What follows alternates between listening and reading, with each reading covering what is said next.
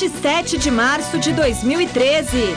De olho no clássico contra o Corinthians e no jogo decisivo pela Libertadores, o São Paulo entra em campo com uma equipe reserva para enfrentar o Paulista em Jundiaí. Sem pelo menos 8 titulares, Tite coloca um time misto para pegar o Penapolense esta noite no Pacaembu. O Palmeiras espera repetir o bom futebol apresentado no jogo contra o Santos para vencer o Mirassol no interior paulista. Com problemas na cobertura do estádio, Engenhão segue interditado por tempo indeterminado. E ainda, os gols pelas eliminatórias para a Copa do Mundo. Seja bem-vindo! O Gazeta Esportiva começa agora.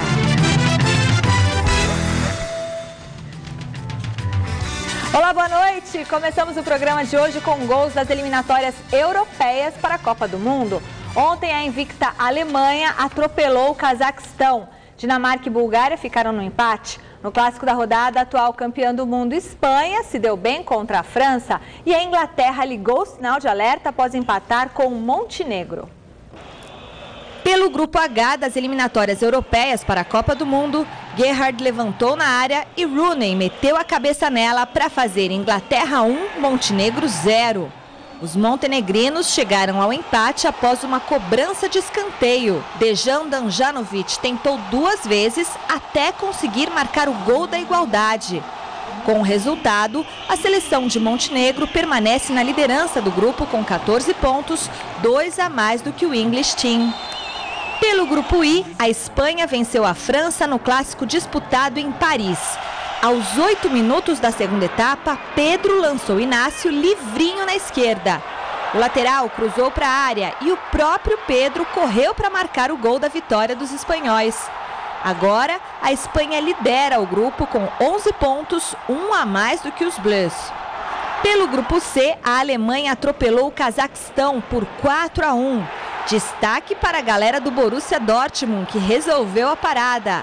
Reus 2 vezes, Mário Götze e Gundogan fizeram os gols do jogo. E a Alemanha segue invicta nas eliminatórias. Pelo grupo B, a Dinamarca recebeu a Bulgária e os visitantes saíram na frente com Manolev aos 5 minutos do segundo tempo. Os dinamarqueses se livraram da derrota aos 17 minutos com Ajer cobrando pênalti. E ficou nisso, Dinamarca 1, Bulgária, vice-líder da chave, também 1. Grande noite para você que acompanha o Gazeta Esportiva. Portanto, as seleções favoritas estão fazendo a parte que lhes cabem. Especialmente a Alemanha, que é uma das favoritas para a conquista da Copa do Mundo no Brasil. A Itália, que vem também em ascensão, talvez uma das melhores seleções italianas dos últimos tempos, desde a conquista, pelo menos, de 2006. É um time que joga diferente das demais, um pouco mais agressivo, um pouco mais para frente. A Espanha, atual campeã do mundo, está fazendo muito bem o dever dela. Agora, queria destacar a Holanda, que poucas pessoas falam, vice-campeã e que tem 100% de aproveitamento nas eliminatórias. Está muito perto da classificação. Detalhe, o que me chama a atenção é que todas essas seleções sobre as quais eu falei, Alemanha, Itália, Espanha e até mesmo a Holanda, estão num nível superior ao nível da seleção brasileira. São 4 seleções, só para citar algumas agora, que estão melhores que o Brasil. Sem falar das seleções sul-americanas, a gente vai falar daqui a pouquinho. A Argentina e até mesmo a Colômbia. Boa noite, Celso. Boa noite, Michele. Boa noite você em casa acompanhando o Gazeta Esportiva. O destaque do Celso, exatamente das vitórias aí das favoritas, chamadas favoritas. A Holanda também realmente merece o seu destaque. E talvez aí uma seleção sem expressão praticamente nenhuma merece também ser destacada. A seleção da Jordânia, conforme nós falávamos ontem, com a vitória frente à seleção japonesa, ela fica em segunda no grupo dela. O Japão deve se classificar ainda como primeiro do grupo, mas a Jordânia tem possibilidades de chegar pela primeira vez a uma Copa do Mundo. Já uma festa muito grande, então ela também merece o destaque pelas eliminatórias. No mais, nenhuma surpresa e só fica uma dúvida no ar. Se a seleção brasileira, com essa bolinha que está jogando, estivesse nas eliminatórias sul-americanas, não sei não, hein? É que, para nossa sorte, ou azar, a Copa do Mundo vai ser aqui no Brasil e por isso não temos que disputar as eliminatórias sul-americanas. Mas com a bolinha que estamos jogando, sei não, a situação seria complicada para o Brasil, hein? Nas eliminatórias sul-americanas, a líder argentina foi a La Paz e ficou no empate em 1-1 contra a seleção da Bolívia. O segundo colocado, Equador, não tomou conhecimento do Paraguai e venceu por 4-1. Em Santiago, o Chile fez 2-0 e complicou a situação do Uruguai na tabela. E quem subiu foi a Venezuela, que superou a embalada Colômbia por 1-0. Confira como ficou a classificação após os jogos de ontem. A Argentina lidera as eliminatórias sul-americanas com 24 pontos em 11 jogos disputados. Na segunda posição aparece o Equador, com 20 pontos e um jogo a menos.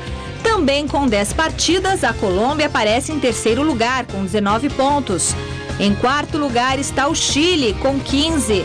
Mesma pontuação da Venezuela, que na quinta posição garantiria uma vaga na repescagem. Fora da zona de classificação, aparecem o Uruguai em sexto com 13 pontos, seguido do Peru com 11 e da Bolívia com 9. Na lanterninha aparece o Paraguai, com apenas 8 pontos em 11 partidas. Michele, tá, Magrão? Bom, sobre as eliminatórias sul-americanas, o Equador, uma agradável surpresa, a Venezuela derrotando a Colômbia também foi surpreendente, a Argentina liderando as eliminatórias, faz jus ao time que tem a Argentina, realmente é o melhor time sul-americano atualmente. A grande decepção, eu diria, é o Uruguai. Eu esperava mais o Uruguai nessas eliminatórias, Garrafa, porque foi muito bem na Copa do Mundo de 2010, mas nessas eliminatórias faz uma campanha muito ruim. E o Paraguai também, né? O Paraguai também, né? Lanterna das piores da história. Né? É sempre uma seleção, ainda mais com o Brasil fora da disputa, esperava que o Paraguai estivesse aí entre as equipes brigando por vaga. Então é a grande decepção, não vejo nenhum tipo de surpresa, apesar do empate da Argentina do Celso com a Bolívia, o Messi passou mal, ou seja, ficou provado que o Messi também é humano, né? Sofreu com altitude, porque os caras falam que ele é extraterrestre, não, ele é humano e foi lá e encontrou as dificuldades naturais que algumas pessoas enfrentam jogando a 3.800, não foi bem o Pulga, e aí a Argentina acabou colhendo o empate, mas nada que comprometa a classificação da Argentina, que engrossa a relação dos favoritos, que já foi destacada por nós aqui, como Itália, Alemanha, Espanha, e a Argentina, ela fez um trabalho na última Copa do Mundo com o Maradona, um trabalho que começou a montagem de uma nova seleção, uma campanha muito fraca no Mundial da África do Sul, mas os frutos devem ser colhidos já no Mundial do Brasil. Espero que isso não aconteça. Já pensou? Papa Argentina e Copa do Mundo ganhando, a Argentina ganhando a Copa do Mundo aqui no Brasil, aí vamos parar, né? Eu não acho difícil não, Garrafa. Bom, prepare-se para a maior e mais inovadora notícia que o mercado de impermeabilização já viu nos últimos tempos. Baltec Sec, o único impermeabilizante que pode ser aplicado na laje, sob chuva e sol. Veja só. Toca! Amor, vai arrumar o vazamento na laje, a minha cozinha tá um caos. Mas vai antes da chuva, vai? Tá bom, minha linda, tô indo. Ai, meu Deus. Tá vendo? Eu falei pra você antes da chuva, agora vai vazar tudo. Pronto, princesa, tá tudo resolvido. Na laje não tá tudo molhado. É que eu usei Baltec Sec, o único impermeabilizante que pode ser aplicado na laje em dias de chuva. Baltec, impermeabilizando o Brasil. Baltec Sec, o único com 10 anos de garantia. Baltec Sec é o único impermeabilizante do mercado brasileiro que te dá 10 anos de garantia no produto. E não se esqueça do Baltec Transparente, que protege de vazamentos e pichações. Acesse www.baltecbrasil.com.br. Guarde essa marca, Baltec, impermeabilizando e colorindo o Brasil. O Gazeta Esportiva fala agora sobre uma notícia triste que deixou o futebol carioca e, por que não, brasileiro, ainda mais órfão de bons estádios. Na tarde de ontem, a Prefeitura do Rio de Janeiro anunciou a interdição do estádio João Avelange, conhecido como Engenhão, sob o risco de desabamento das estruturas do local.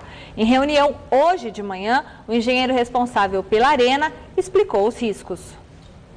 O Estádio Municipal João Avelange possui um problema estrutural identificado ainda na fase de construção.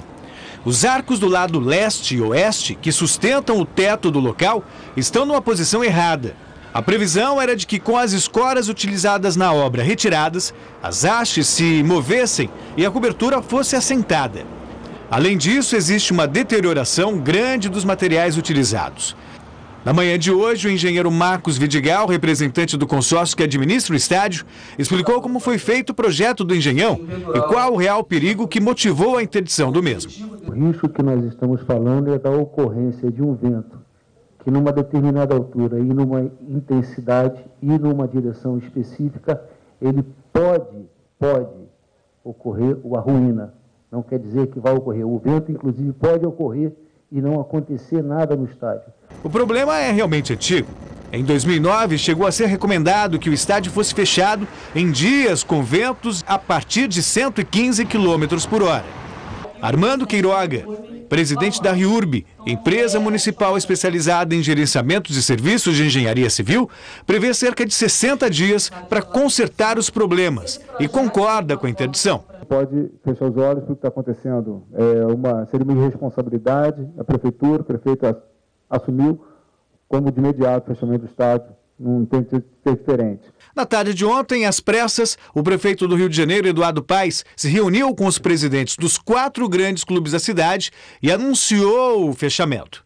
O consórcio que fez a obra vem monitorando permanentemente as condições dessa estrutura da cobertura do Engenhão. Então, enfim, em um momento se deixou de lado isso. Você foi tendo laudos, nenhum laudo conclusivo como foi o laudo de agora, dizendo, olha, por isso que eu disse, eles vieram me comunicar porque houve uma convergência de laudos dizendo, há um risco objetivo. E a partir dessa informação, no mês estava outra alternativa, não sei testar. Até então ninguém dizia, olha, tem que fechar, tem um risco. Monitoremos, vamos acompanhando, eu acho até que a decisão de colocar, de se identificar um risco, ela é muito fruto desse monitoramento que o próprio consórcio vem fazendo. O estádio do Engenhão foi construído para o Pan-Americano de 2007 e inaugurado naquele mesmo ano. Em 2010 foi assinado um contrato de concessão de administração do local com o Botafogo por 20 anos, com prioridade do clube da Estrela Solitária para a renovação. O presidente do time alvinegro, Maurício Assunção, explicou como funciona essa parceria. A manutenção que o Botafogo faz, ela não tem a ver com a questão do projeto em si, de uma questão estrutural. Toda a manutenção que a gente faz é uma manutenção predial. Se cai um ladrilho aqui, se entope uma pia aqui, se um vaso sanitário está quebrado, enfim. Essa é que o Botafogo faz. Como faz também da questão elétrica. De 3 em 3 meses, o Botafogo entrega à prefeitura um relatório dessas manutenções que são feitas. E, por acaso, na sexta-feira passada, eu estive na prefeitura entregando o último relatório, em que essas questões são colocadas. A questão específica da cobertura, como o prefeito disse, era um acompanhamento feito pelo próprio consórcio construtor desde o início da inauguração do estádio. Claramente, os erros do Engenhão começam bem na base, quando o estádio foi construído. E é isso que afirma o prefeito do Rio. Ao que tudo indica, nós temos um problema de projeto ali, na origem. Então, não é um problema de manutenção. A prefeitura vinha acompanhando esse monitoramento feito pelo consórcio, até porque o consórcio era o responsável pela execução da obra. Com o Maracanã em reformas para a Copa das Confederações e a Copa do Mundo, o Engenhão era o principal palco do futebol carioca. Vários jogos da Taça Rio tiveram datas e os locais alterados. O clássico do final de semana entre Botafogo e Vasco é um deles. Passou para quarta-feira que vem, no estádio Raulino de Oliveira, em Volta Redonda. Bom, ontem a gente trazia essa informação, né? Ela, pelo menos, se ela é triste por um lado, o estádio interditado, mas ela nos alivia no momento em que não foi interditado antes que acontecesse uma catástrofe. Só relembrando aí, nos anos 90, nós tivemos problema na Fonte Nova, onde o torcedor, no dia do jogo, caiu num buraco da arquibancada, veio a falecer, enfim, pelo menos isso foi solucionado. Esse é o lado bom dessa história. Fora isso, é só de se lamentar, não é? Um estádio que foi construído com dinheiro público, um estádio que foi superfaturado, um estádio que não foi bem cuidado, e um estádio que fica agora fechado, trazendo prejuízo para aqueles que gostam de futebol, para os clubes. E pior que isso, Celso, pior que isso, é que tem gente comemorando, porque vai pintar uma reforminha por aí. e numa reforma é mais uma oportunidade para se morder uma graninha. E a garantia venceu há um ano, né, da construtora. Tá, então... mas até aí é uma vibração boba. Eu vou explicar por quê. Em relação ao Engenhão, à interdição, Garrafa foi feliz no que ele colocou. Ou seja, se é ruim a interdição, imagina o estádio desabando. Segundo o prefeito do Rio, um vento superior a 63 km por hora seria o suficiente para fazer com que a estrutura da cobertura cedesse, desabasse. Então você imagina quantas pessoas estavam correndo risco de um desabamento. Quantas vítimas nós poderíamos ter no estádio? E aí vem um prejuízo que é menor, evidentemente, mas também não pode deixar de ser contabilizado, que é em relação à imagem do Brasil. O Brasil vai sediar uma Copa do Mundo em 2014. Vai sediar a Copa das Federações nesse ano, no meio do ano, em junho. Tem Jogos Olímpicos em 2016.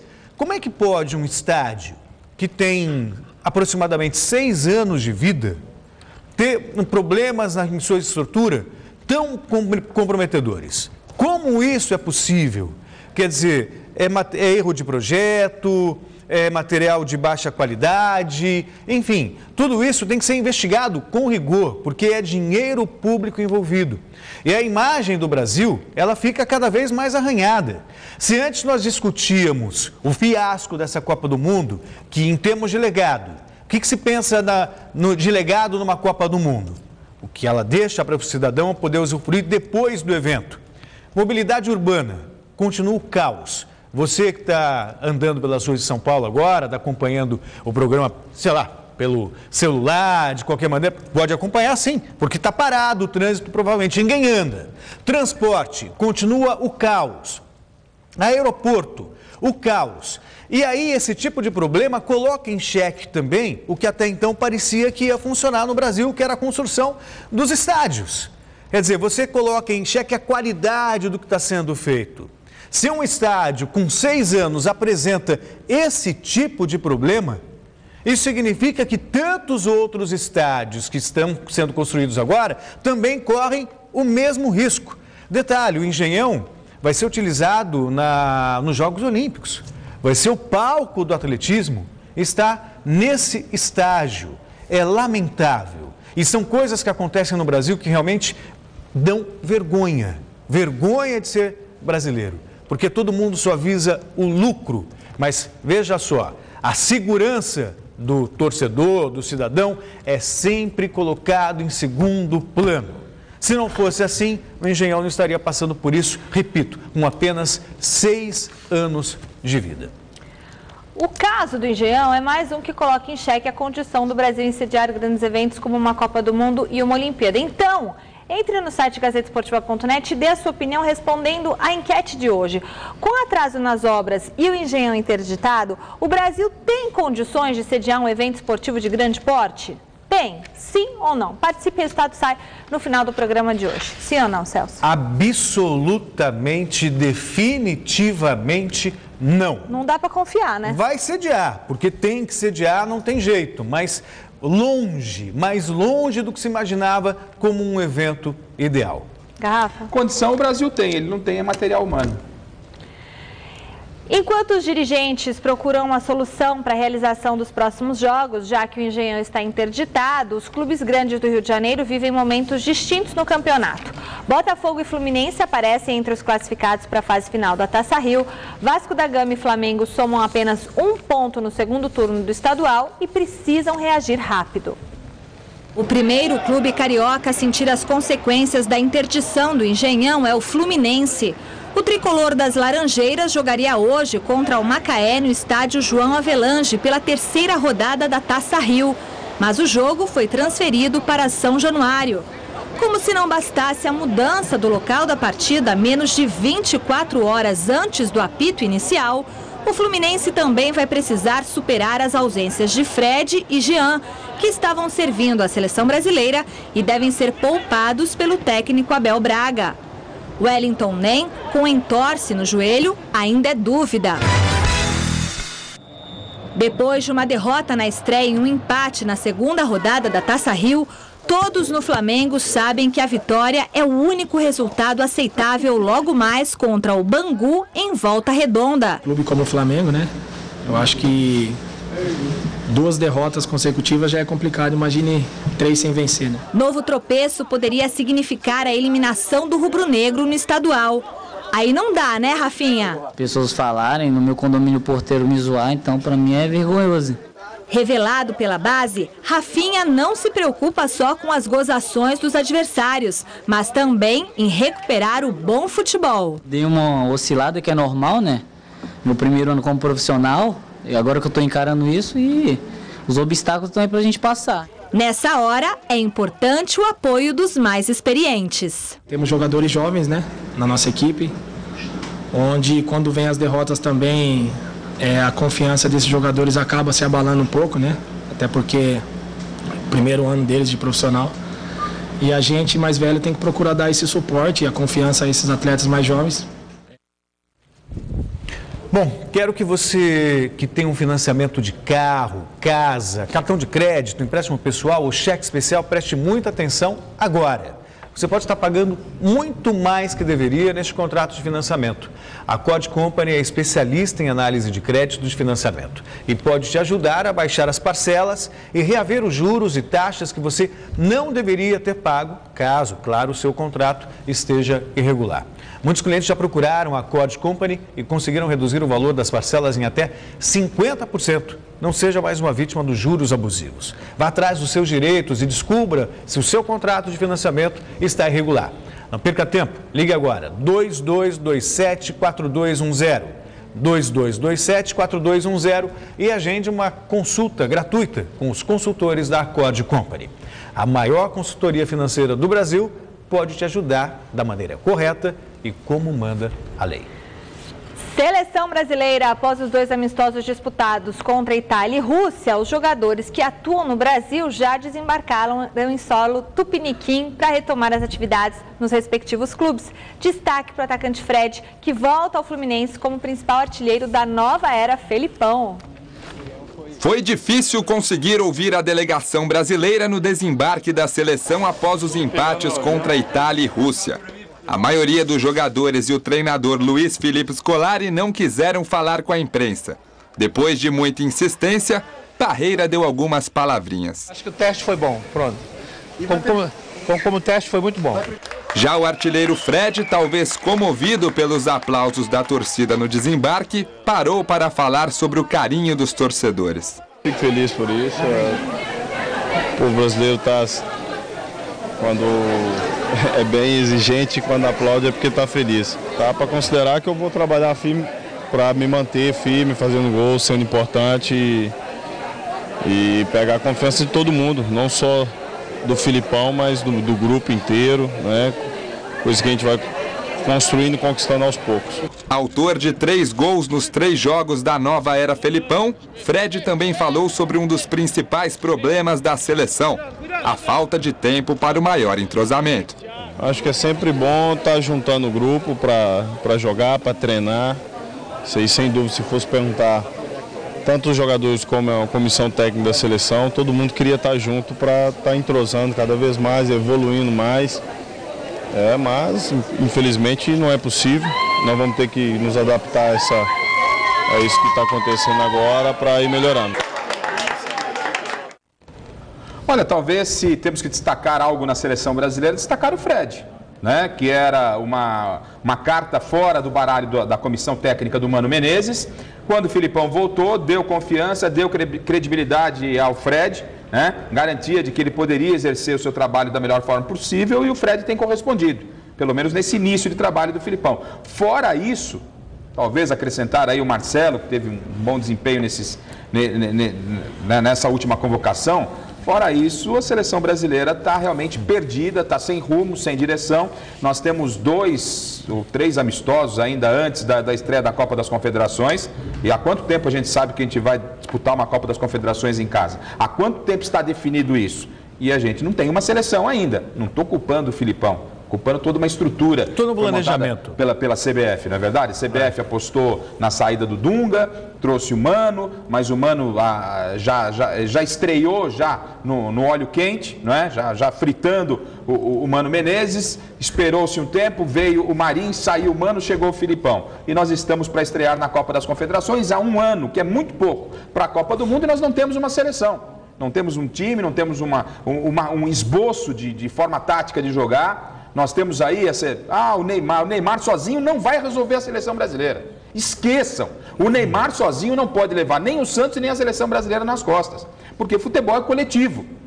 Na última conquista da seleção, Celso, você se lembra bem, nós tínhamos Ronaldo, tínhamos Rivaldo, tínhamos Cafu, só para citar 3 jogadores que tinham peso mundialmente. E hoje, quem que nós temos na seleção brasileira? Ninguém. Essa é a grande verdade, porque o Neymar, ele pode ser uma realidade aqui no Brasil, mas ele não é uma realidade em termos do mundo, não é? Porque ainda está em início de carreira, o Neymar é um garoto. O Oscar, será que o Oscar vai resolver a Copa do Mundo? Então, a gente tem que ser bem realista com a seleção brasileira. Infelizmente, temos que aguentar que a Argentina do Celso Cardoso é favorita, né? Que as outras seleções que sempre foram favoritas ao lado do Brasil continuam sendo, e o Brasil hoje não é favorito à Copa das Confederações e nem à Copa do Mundo. É triste, mas é verdade. Garrafa, o futebol brasileiro, ele merece uma reflexão.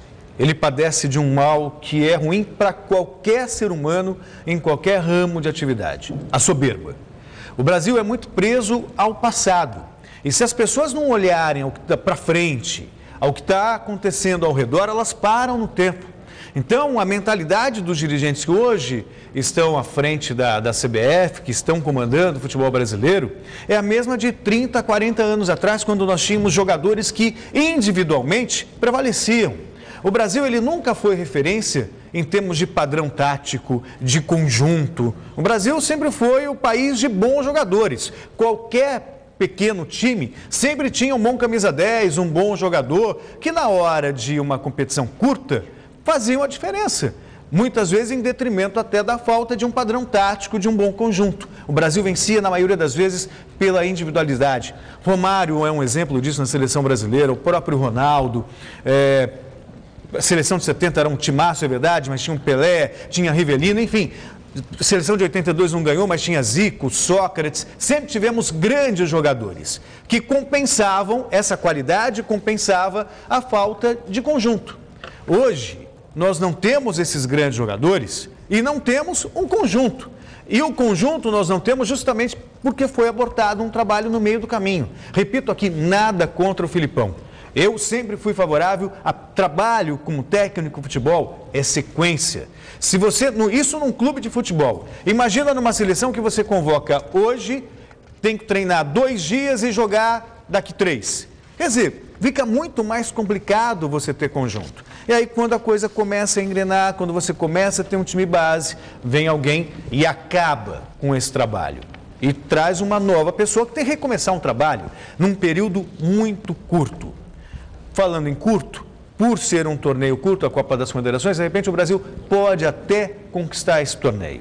Mas, de longe, não é o principal favorito, mesmo jogando em casa, por todos esses problemas que a gente tem repetido aqui no Gazeta Esportiva. O SESI vai tentar reverter a derrota por 3-0 no último final de semana contra o Cruzeiro para continuar sonhando com uma vaga na final da Superliga Masculina de Vôlei. Sábado, a equipe paulista enfrenta os mineiros no ginásio da Vila Leopoldina às 10 horas da manhã. Sente só a disposição do SESI nesse coletivo para o jogo desse sábado em casa, na Vila Leopoldina, em São Paulo. Derrotado no primeiro jogo semifinal, 3-0 em Minas para o Sada Cruzeiro. Vencer é preciso. Perder de novo? Adeus Superliga 2012 e 2013. Os vermelhos têm o reforço do Central Sidão, livre de dores nas costas. 30 anos, vôlei de qualidade, cheio de experiência. Pontos importantes para ajudar o time da casa neste final de semana a segurar 2 atacantes importantes do time adversário. O Wallace, que está na 4ª colocação, quinta, com 325 pontos, e o cubano Léo com 273. Marcou 10 no jogo passado e deu trabalho no saque. Tua volta vai ter que ajudar para segurar aí. Pois é, 2 animais, né? Mas estou trabalhando bem, né? Evoluindo bem durante a semana. Acho que é importante eu estar junto com o time nessa. Eu já queria estar lá, né, no jogo de sábado, mas eles acharam melhor dar uma segurada, que era uma volta muito precoce. Né? Mas agora eu já estou me sentindo melhor fisicamente, ganhando um pouco mais de confiança, né? Porque a lesão que eu tive foi uma coisa bem séria. Mas agora eu estou junto aí, vamos remar junto para conseguir essa vitória aqui em casa. A gente sabe que o jogo de lá foi um jogo muito complicado para a gente, no qual a gente não conseguiu jogar. Eles jogaram muito bem, mas nossa equipe não conseguiu jogar. Mas acho que é uma motivação maior do que uma semifinal, né? Acho que isso é natural, a gente tem que entrar, jogar em casa e fazer o resultado aqui. Já passou esse ano por algumas situações parecidas como essa e a gente conseguiu reverter a situação. Como? Tentando fazer sempre o nosso melhor, o nosso máximo e eu acho que é por aí. Eu acho que os dois times jogando o máximo é um belo jogo.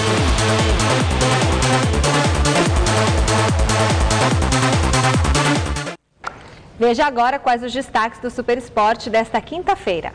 Fala, Mimi, mamãe linda, fala turma ligada no Gazeta Esportiva. Amanhã no Super Esporte, tudo sobre a 15ª rodada do Paulistão, com destaque para o líder São Paulo, que encara o Paulista em Jundiaí. O Corinthians recebe o Penapolense no Pacaembu e o Palmeiras vai a Mirassol. Vamos falar ainda de tênis com Masters 1000 de Miami e também vôlei, com os momentos decisivos na Superliga Masculina. Então você sabe muito bem. Amanhã tem Super Esporte ao meio-dia. Recadinhos agora, além de ser muito bom ter a sua companhia aqui com a gente assistindo a Gazeta Esportiva, nós queremos que vocês nos acompanhem no Twitter e no YouTube. No Twitter, qual é o seu endereço, Garrafa? Osmar Garrafa. @Osmar Garrafa, Celso. @Celso Cardoso. E o meu, @Michele Gianella. E o do programa, @Gaz Esportiva. E no YouTube, o nosso novo canal é youtube.com/A Gazeta Esportiva TV. Não vai perguntar o meu perfil no YouTube também? Você tem um perfil no YouTube? Sempre tenho. Então fala, não Celso ia Cardoso Oficial, tá lá. Vou ver o que tem nesse perfil dele. E olha, beijos pro Luiz Henrique, irmão do nosso produtor Zé Diniz, o Luiz Henrique conhecido como Balu, que hoje faz aniversário. Beijão, Balu. Parabéns também para o nosso cameraman Zé da Silva e um beijo para o José Basílio de São Caetano do Sul. Um abração para o Yuri, de 6 aninhos, ligado aqui no Gazeta Esportiva. Tem coisa melhor do que comer bem, mastigar com facilidade e dar um belo sorriso? Para levar uma vida saudável sem abrir mão de todos esses prazeres, nós contamos com a Easy Implant. A Easy Implant pode e vai te ajudar com todos os tipos de tratamentos odontológicos que te devolverão esses prazeres. Já foi no dentista esse ano, Garrafa? Já na Easy Implant. Bom, os profissionais da Easy Implant têm que ir lá mesmo, porque eles são especializados em suas áreas e eles estão esperando por você. Então, se você precisa de um implante, de uma prótese ou qualquer outro tipo de tratamento, você será tratado por uma equipe de especialistas que te acompanharão do início ao final em clínicas modernas, de fácil acesso e com estacionamento na porta. Não espere mais para ter o seu lindo sorriso e a sua mastigação de volta, e a sua felicidade de volta, né? Ligue agora para Easy Implant e marque a sua avaliação. O Renato, o Dr. Rodrigo, o Dr. Lucarelli e o Dr. Negrão estão esperando por você. Então ligue, vou falar devagarinho para você anotar. 2174 4200, repetindo, 2174 4200, Easy Implant. Intervalo no Gazeta Esportiva. Daqui a pouco você vai ver como o Corinthians está se preparando para enfrentar o Penapolense no Pacaembu. O Palmeiras pega o Mirassol no interior e o São Paulo tenta se manter na liderança contra o Paulista em Jundiaí. É rapidinho, voltamos já.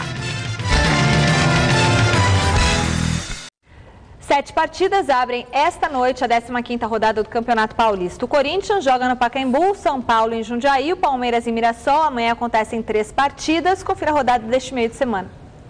Logo mais às 7h30 da noite, o São Caetano recebe o 15 de Piracicaba no ABC Paulista.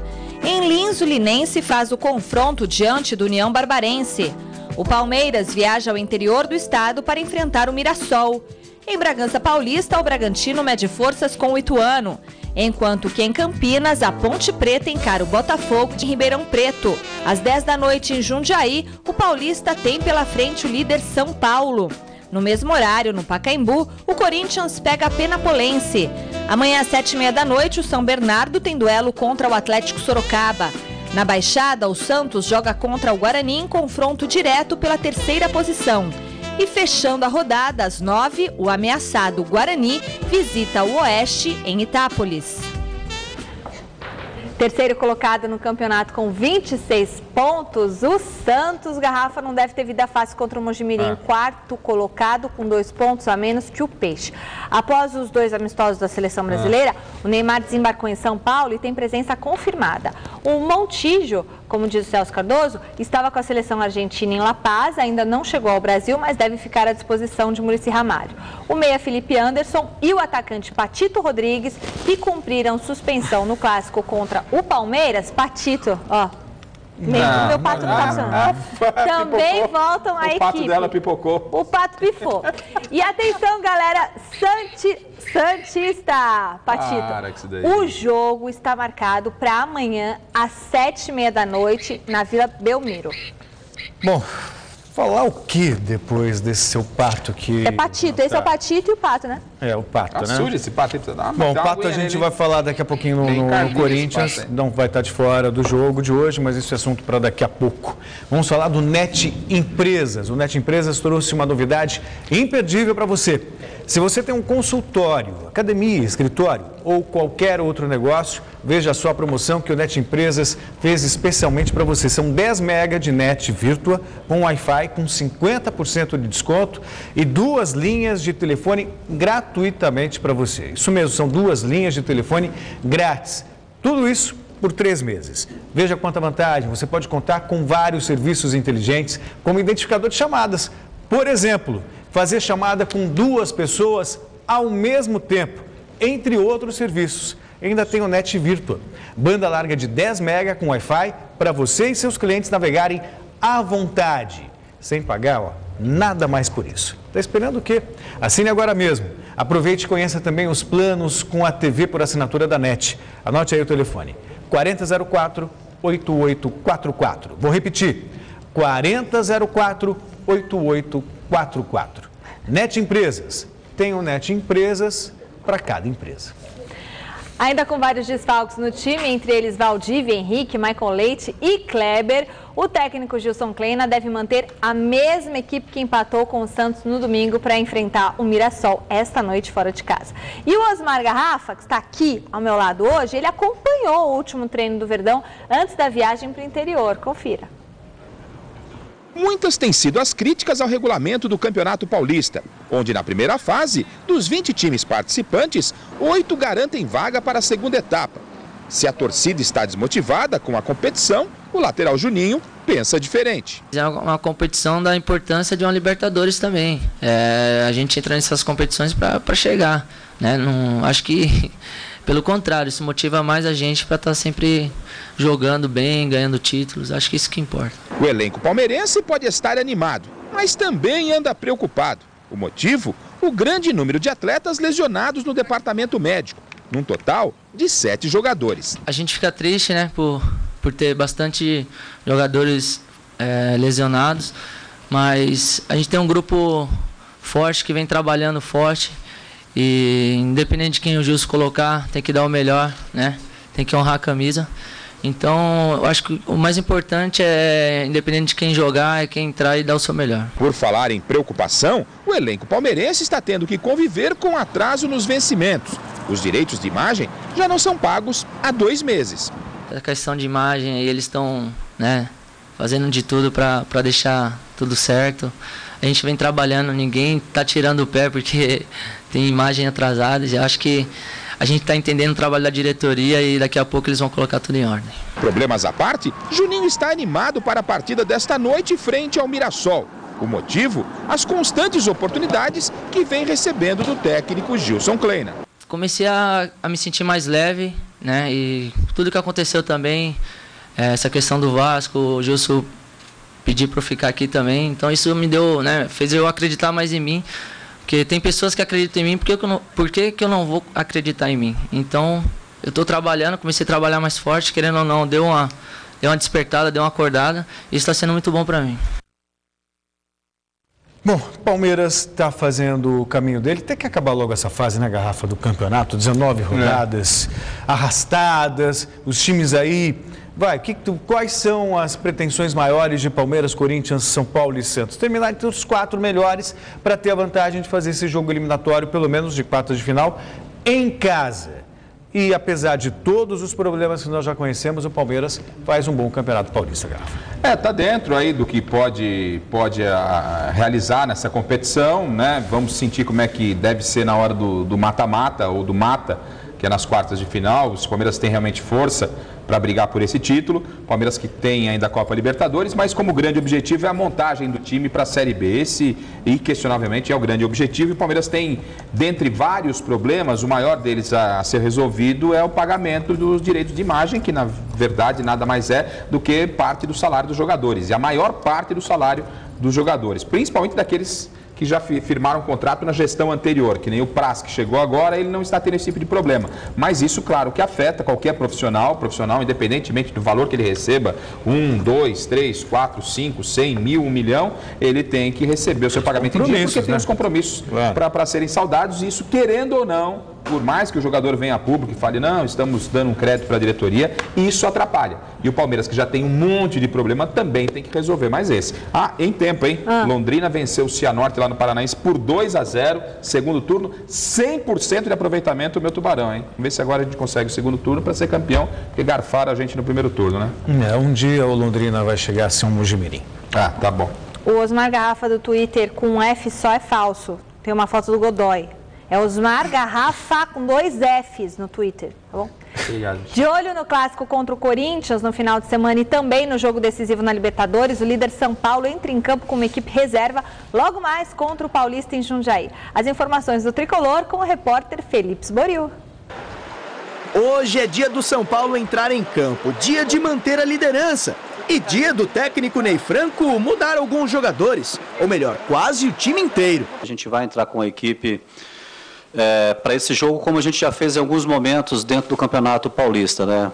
Poupando a maioria dos jogadores. Então, a princípio, a gente vai dar uma segurada na equipe que jogou o último jogo para jogar domingo contra o Corinthians, né? Logicamente que não significa que a equipe, já está definida a equipe de jogo contra o Corinthians, né? Mas o princípio básico é esse. Todo esse forte esquema é para poupar a equipe para o final de semana, já que tem clássico contra o Corinthians.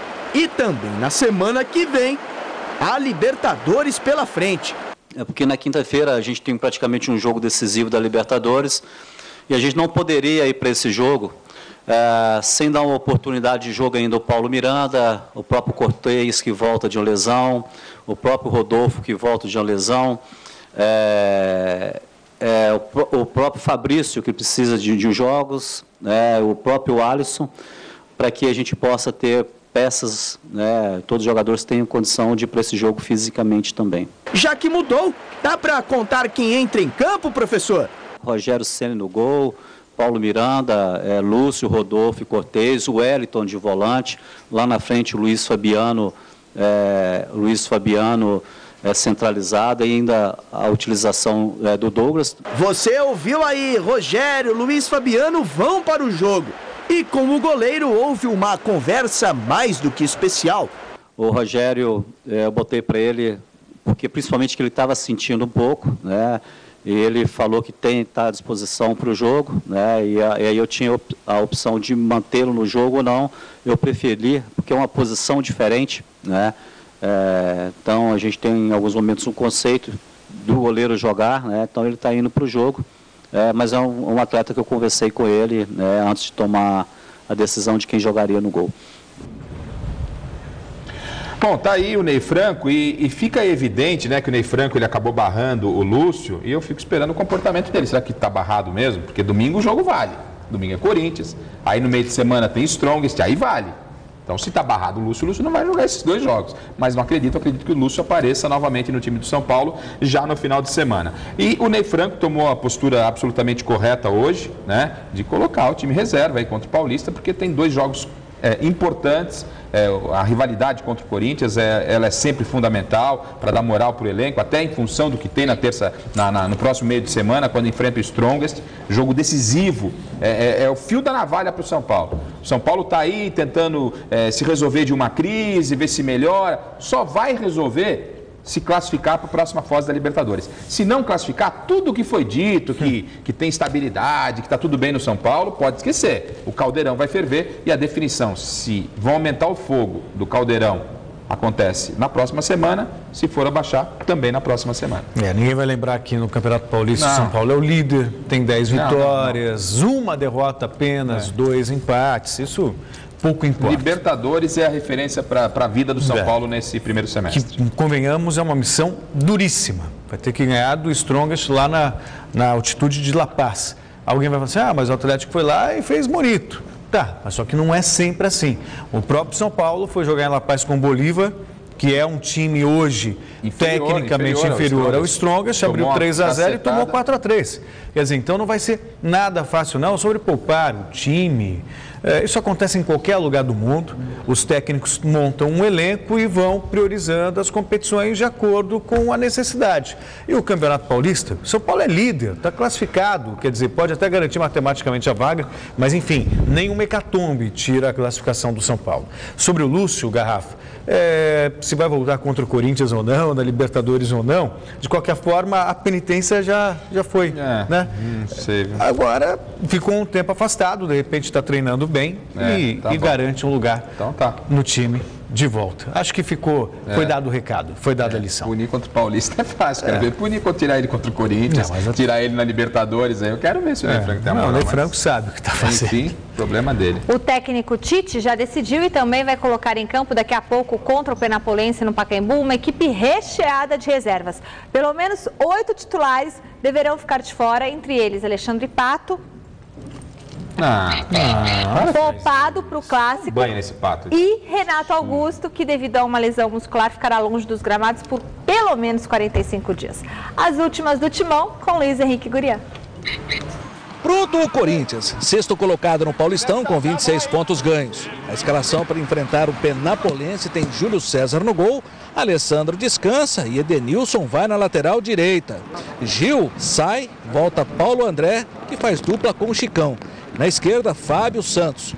O meio, Ralf e Paulinho estão aí fora. Aí, Guilherme, mais Guilherme Andrade e Emerson Sheik fechando o setor. Jorge Henrique, Romarinho e Guerreiro completam a escalação. Para domingo e quarta, Cássio, Alessandro, Ralf, Paulinho, Danilo, Douglas, Pato, todos estarão à disposição do técnico Tite, exceto por Renato Augusto, que com uma lesão de grau 2 no músculo bíceps femoral, coxa direita, fica até 45 dias afastado. O elenco vai muito forte para a sequência da vida corintiana nesta temporada de 2013. A força do elenco campeão mundial e principalmente a maneira de jogar do Corinthians, link para o comentário de Pelé, base para a seleção brasileira. Como o Pelé disse, o conjunto é muito bom, as ferramentas funcionam, a engrenagem ela anda praticamente sozinha. Nós temos 20 jogadores aqui que quem você colocar entra no sistema e consegue jogar bem. Então talvez seja isso que falte à seleção, mas individualmente são esses 3 ou 4 jogadores. Os 4 referidos por Paulo André, Ralf, Paulinho, Pato e Renato Augusto. Mas e aí, Paulo André? E o Paulo André? Mas acho que tem gente melhor que eu aí para estar lá. Lógico que tenho um sonho, tenho vontade. Terminei muito bem ano passado.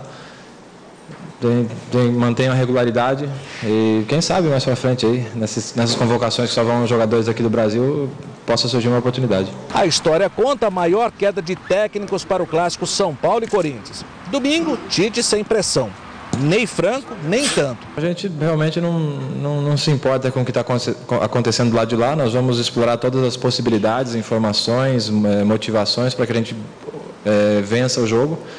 Agora, cair, não cair, isso pouco importa. O negócio é a gente tentar vencer, fazer um bom jogo e seguir a nossa vida. A gente fez isso ano passado e deu certo, então vamos pensar no que acontece aqui dentro, vamos nos preocupar com o que acontece aqui para ter bons resultados e boas conquistas. Então, até para garantir emprego de técnico, que seja o seu, né?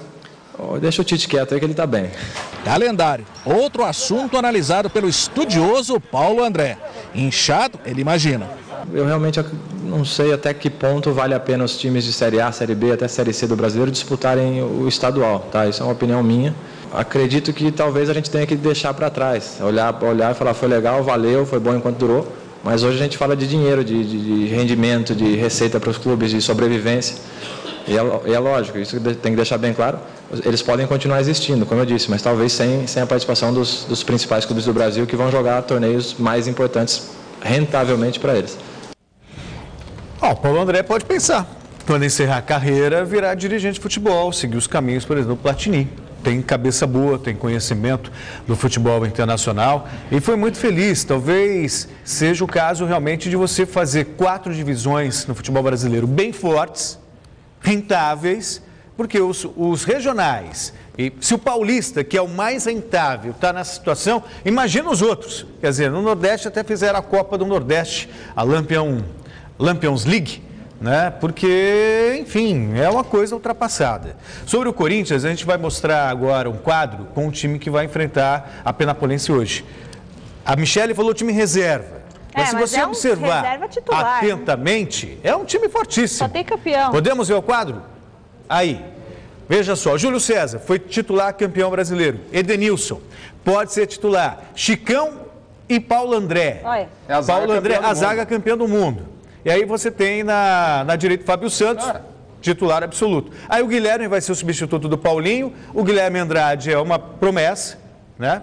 Aí temos o Jorge Henrique, titular até recentemente. Titular no time campeão do mundo. Romarinho, Emerson e Guerreiro. Quer dizer, aí também a dupla de ataque titular no Mundial. Então é um timaço. Que banco é esse?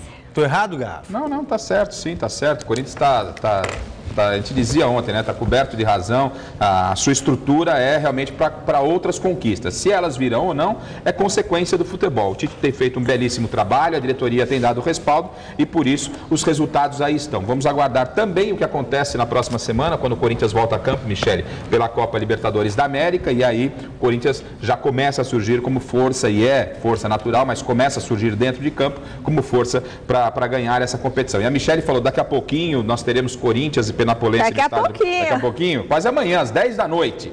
Né? Ele está irritado, vai ter que estar lá às 10 da noite. Corinthians e Penapolense às 10 da noite no estádio do Pacaembu, os caras querem acabar com o futebol. Jogão, né? É jogão, Garrafa. Vai estar você e o câmera.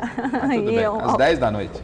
E mais uns 500 torcedores. Não, a torcida corintiana vai. A torcida corintiana vai, mas é um desrespeito com o torcedor. É 10 da noite, é porque depois de novela, tudo aquilo. Bom, vou hoje e volto amanhã. Fim da enquete do site Gazetesportiva.net. Você gostou do BBB ontem? Só para saber aqui. Bora! Foi legal. Terminou, acabou. A gente gostou. Legal. Com atraso nas obras e o engenho interditado, o Brasil tem condições de sediar um evento esportivo de grande porte? Não. 81% dos votos. O programa de hoje fica por aqui. Você assiste agora as notícias do Brasil e do mundo no Jornal da Gazeta. Tchau.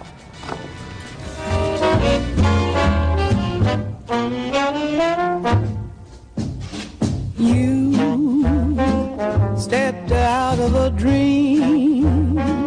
You are too wonderful to be what you seem.